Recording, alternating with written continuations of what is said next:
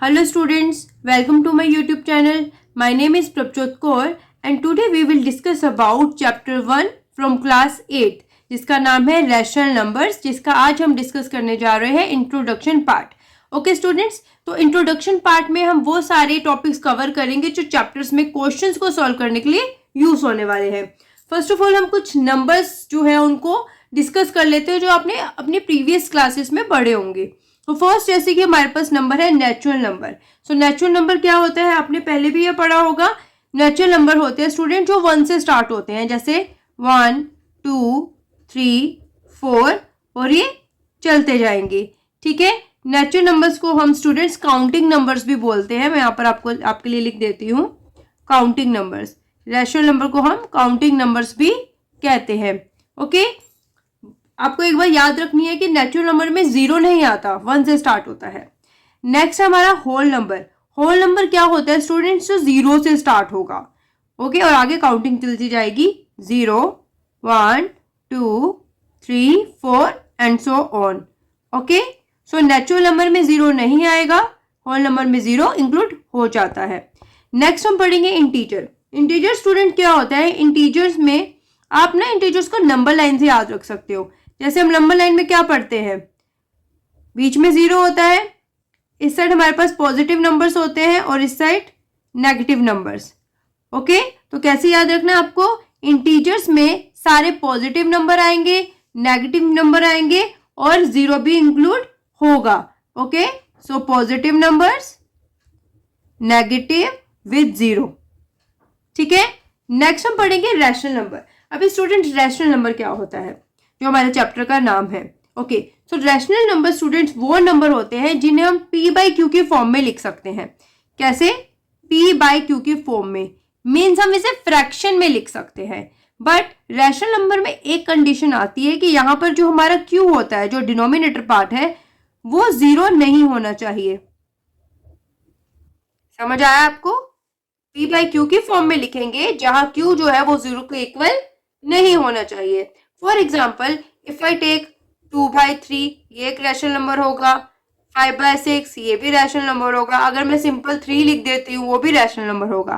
कैसे होगा, देखो 3 के नीचे कुछ भी नहीं है तो हम 1 लगा देंगे, p/q के फॉर्म में आ गया, बट 0 नहीं होना चाहिए। जैसे अगर मैं यहाँ पर लिखूँ 5/0, तो क्या ये हमारा रैशनल नंबर होगा, नहीं होगा। जैसा कि आपको मैंने बताया, q 0 के इक्वल नहीं होना चाहिए, तो ये हमारा रैशनल नंबर नहीं होगा।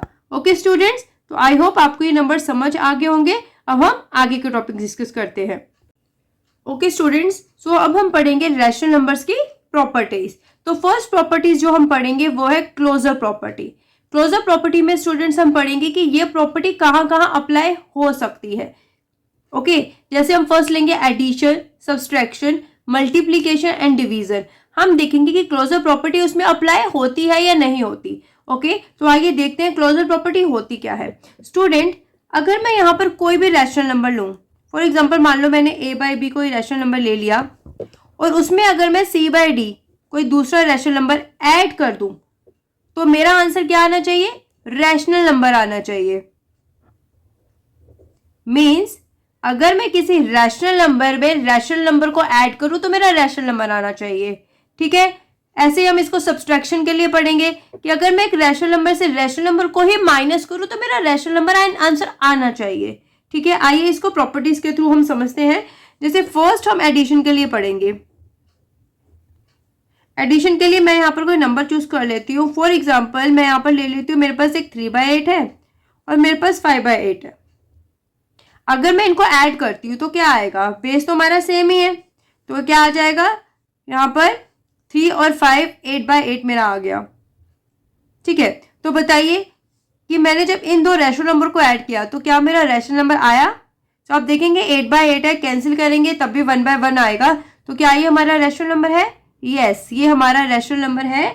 तो हम यहाँ कह सकते हैं कि क्लोजर प्रॉपर्टी जो है वो एडिशन में अप्लाई करती है। ओके, नेक्स्ट हम पढ़ेंगे सेम सब्सट्रैक्शन के लिए। तो मैं यहाँ पर लिख लेती हूँ सब्सट्रैक्शन। ओके, अभी सब्सट्रैक्शन में देखते हैं। फॉर एग्जाम्पल मैंने यहाँ पर लिखा 3/8, मैं सेम नंबर यहाँ पर ले लेती हूँ 3/8 में से मैंने 5/8 माइनस कर दिया, तो स्टूडेंट्स क्या आंसर आ जाएगा? बेस तो सेम ही है, तो 3 - 5 इज -2/8। तो क्या ये हमारा एक रैशनल नंबर है? यस, -2/8 एक रैशनल नंबर है। तो हम लिख देंगे यहाँ पर कि सब्सट्रैक्शन जो है क्लोजर प्रॉपर्टी में अप्लाई करेगा। ओके, नेक्स्ट हम ले लेते हैं मल्टीप्लीकेशन के लिए। तो मैं यहां लिख देती हूँ मल्टीप्लीकेशन।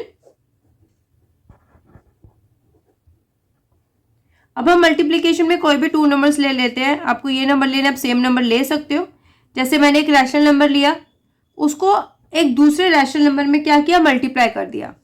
तो हम एक बार मल्टीप्लाई कर लेते हैं। 3 × 5 = 15 / 8 × 8 = 64। तो क्या एक रैशनल नंबर में रैशनल नंबर को मल्टीप्लाई करने के बाद रैशनल नंबर आता है? यस, हमारा रैशनल नंबर आ रहा है, तो मल्टीप्लीकेशन भी क्लोजर प्रॉपर्टी में अप्लाई करेगा। नेक्स्ट हम ले लेते हैं डिवीजन के लिए। अभी हम डिवीजन के लिए पढ़ेंगे, तो मैं यहाँ पर 2 नंबर्स ले लेती हूँ। फॉर एग्जाम्पल, मैंने यहाँ पर 10 को 2 से डिवाइड किया। अब आप कहेंगे कि ये रैशनल नंबर कैसे होगा? अगर मैं 10 के नीचे 1 लिखूं तो रैशनल नंबर बन जाएगा, 2 के नीचे 1 लिखूं तब भी रैशनल नंबर बन जाएगा, राइट? तो 10 को 2 से डिवाइड करते हैं। तो जब मैंने इसको डिवाइड किया, हमारा कितना आ जाएगा कैंसिल करने पर? 5 आ जाएगा। 2 × 5 = 10। तो क्या ये एक रैशनल नंबर है? अगर मैं 1 लिख दूं तो बन जाएगा। तो ये एक रैशनल नंबर है, तो यहाँ पर ये अप्लाई कर रहा है। बट अगर मैं यहाँ पर एक और एग्जाम्पल लूं, अगर मैं यहाँ पर 10 को डिवाइड कर दूं 0 से, तो हम इसको कैसे लिख सकते हैं? 10/0। तो क्या ये रैशनल नंबर होगा? नहीं होगा। कैसे? जैसे मैंने आपको स्टार्टिंग में बताया था कि रैशनल नंबर को p/q की फॉर्म में तो लिख सकते हैं, बट जो डिनोमिनेटर है, जो q है, वो 0 के इक्वल नहीं आना चाहिए। ओके स्टूडेंट्स, तो आपको समझ आया डिवीजन में अगर सिंपल हमारे पास रैशनल नंबर है तो अप्लाई कर रहा है, पर अगर 0 से डिवाइड करेगा, सिंपल सी बात है, डिनोमिनेटर 0 नहीं होना चाहिए। ओके स्टूडेंट्स, तो ये हमारी थी प्रॉपर्टीज और रैशनल नंबर में फर्स्ट प्रॉपर्टी क्लोजर प्रॉपर्टी।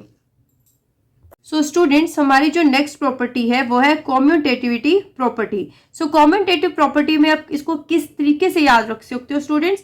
इसमें आप फॉर एग्जाम्पल, अगर हम कोई भी 2 नंबर्स ले, उस नंबर को अगर हम ऐड करते हैं, ठीक है, और उसी नंबर्स को हम अगर उसका ऑर्डर चेंज कर दें, तो हमारा आंसर जो है वो सेम आना चाहिए। ठीक है, फॉर एग्जाम्पल यहाँ हम एडिशन के लिए एग्जाम्पल यहाँ लेते हैं। जैसे मैंने यहाँ पर नंबर ले लिया 3/6 और उसमें मैं अगर ऐड कर देती हूँ 2/6, तो आंसर क्या आ जाएगा? बेस सेम है, तुम्हारा आ जाएगा 3 + 2 5/6। ओके, ये तो ठीक है, हमने क्लोजर प्रॉपर्टी में पढ़ा था। पर कॉम्यूटेटिव प्रॉपर्टी में ऐसा क्या नया है? तो कॉम्यूटेटिव प्रॉपर्टी में है कि अगर हम 2 नंबर्स को ऐड करते हैं, अगर उन्हीं 2 नंबर्स का ऑर्डर चेंज कर दे, फॉर एग्जाम्पल 2/6 को पहले लिखो, 3/6 को बाद में। ऑर्डर चेंज करने का मतलब था कि 2/6 को पहले और 3/6 को बाद में। तो क्या आंसर आ जाएगा? 2 + 3 5/6। तो क्या आंसर सेम आ रहा है? यस, हमारे आंसर सेम आ रहे हैं। तो यहाँ पर कॉम्यूटेटिव प्रॉपर्टी में एडिशन जो है अप्लाई करेगा। समझ आया आपको? तो बेसिकली आप इसको ऑर्डर जो है मैं यहाँ लिख देती हूँ, ऑर्डर चेंज करने का यहाँ पर आप याद कर रख सकते हो कि ऑर्डर चेंज करने पर सेम नंबर आना चाहिए। तो सेम नंबर आ रहा है तो हमारा ये अप्लाई करेगा। ठीक है, अब सेम हम कॉम्यूटेटिव प्रॉपर्टी सब्सट्रैक्शन के लिए पढ़ते हैं। फॉर एग्जाम्पल, अगर मैंने यहाँ पर कोई नंबर लिया 5/3 और यहाँ पर मैं लिख रही हूँ 4/3, मैंने किसी एक रैशनल नंबर से मैं एक रैशनल नंबर माइनस किया, बेस सेम है, तो 5 - 4 1 आ जाएगा, तो मेरा 1/3 आया। ठीक है, अगर इन्हीं नंबर्स का मैं ऑर्डर चेंज कर दूं, 4/3 को पहले लिख लो और 5/3 को बाद में, तो क्या आंसर आ जाएगा? बेस तो सेम है, 4 - 5 इज -1। तो स्टूडेंट्स देखिए, क्या हमारे आंसर सेम आ रहे हैं? यहाँ पर नहीं आ रहे, बिकॉज यहाँ पर 1/3 है, यहाँ पर -1/3 है। तो हमारा जो यहाँ पर सब्सट्रैक्शन है वो कॉम्यूटेटिव प्रॉपर्टी में अप्लाई नहीं करेगा। ओके, नेक्स्ट हम पढ़ते हैं फॉर मल्टीप्लीकेशन। मान लो मैंने यहाँ पर कोई भी 2 नंबर ले लिया, मैंने ले लिया 2/3, उसको मैंने मल्टीप्लाई कर दिया 1/3 से, तो हमारा आ गया 2 1s = 2, 3 3s = 9। अब कॉम्यूटेटिव प्रॉपर्टी पढ़ रहे हैं तो ऑर्डर चेंज करना पड़ेगा। 1/3 को पहले लिख दो, 2/3 को बाद में।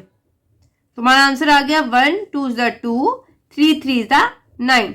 तो देखिए क्या हमारे आंसर सेम है? यस, यहाँ भी 2/9 आ गया, यहाँ भी 2/9 आ गया। सो मल्टीप्लीकेशन जो है वो कॉम्यूटेटिव प्रॉपर्टी में अप्लाई करेगा।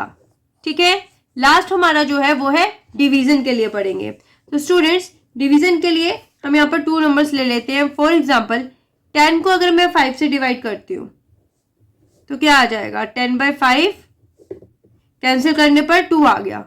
अभी मैं इनका सेम ऑर्डर चेंज कर दूं, 5 को पहले लिख दूं और 10 को बाद में, तो आ जाएगा 5/10। अब इनको कैंसिल करूंगी, क्या आएगा? 5 1 ज़ 5, 5 2 ज़ 10, 1/2। तो ध्यान से देखिए, यहाँ पर 2 आया, यहाँ पर 1/2 आया।